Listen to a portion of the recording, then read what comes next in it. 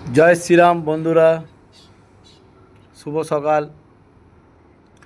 দুদিন হলো কলকাতার তারাতলায় একটা খুব বড় দুর্ঘটনা ঘটে গেছে। কত মায়ের কোল খালি হয়ে গেছে, কত ফ্যামিলি কষ্টে আছে।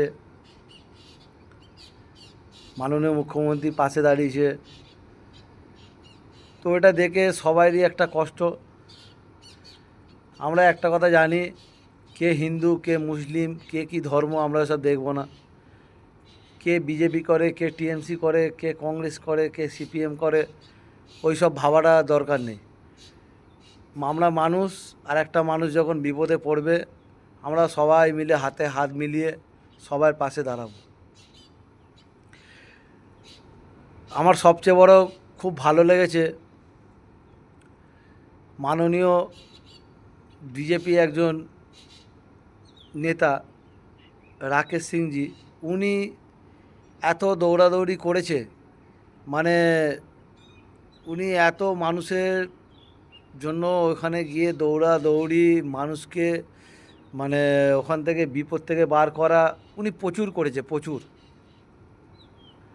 প্রচুর, মানে ওর তুলনা হবে না। উনি যা দৌড়াদৌড়ি করেছে, আরও সবাই হাতে হাত মিলিয়ে করেছে, উনি খুব করেছে। এইটাই হচ্ছে মানবিকতার প্রকৃত পরিচয়। এইভাবে সবাই মিলে চলা দরকার। যারা ভুল করেছে তাদের সাজা হোক।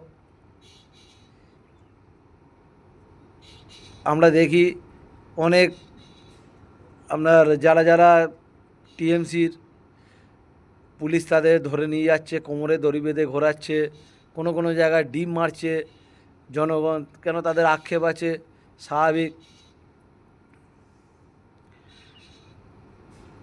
যে ভুল করবে সেটা ভুল, কিন্তু একটা জিনিস কালকে দেখলাম, আমাদের প্রাক্তন মেয়র ববি হাকিম ওখানে গেছিলেন। তা ওনার তো সব কিছু সই ফই সব আছে, সবাই দেখছে, সবাই জানছে যে উনি দোষী। তাহলে আমি একটা সাধারণ নাগরিক হিসাবে বলতে চাই, তাহলে ওনাকে কেন এখনও অ্যারেস্ট করা হচ্ছে না? উনি এতগুলো জীবন নিয়ে খেললো, ওনাকে কেন অ্যারেস্ট করা হচ্ছে না? আর একটা জিনিস হচ্ছে, সব জায়গায় দেখছি যে টিএমসি কর্মীদের ওপরে, টিএমসি নেতাদের ওপরে ডিম ছড়াছড়ি হয়। তা ওখানে ওনাকে কেন ডিম ছোড়া হলো না? ওনার আগে একটা তৃণমূল কাউন্সিলর গেছিলো, তাকে ধাক্কাধুক্কি দিয়ে বার করে দিচ্ছিল। তারাতলায় কি ডিম পাওয়া যাচ্ছে না? না ওখানে ডিমের দোকান নেই? ওনারও শাস্তি হওয়া দরকার আছে তো, কেন ওনার শাস্তি হবে না? উনি এতগুলো মায়ের কোল খালি করে দিল, হ্যাঁ, এতগুলো সংসার ভেসে গেল, কত মানুষ এখন আহত হসপিটালে পড়ে আছে। যে অন্যায় করবে তার হবে।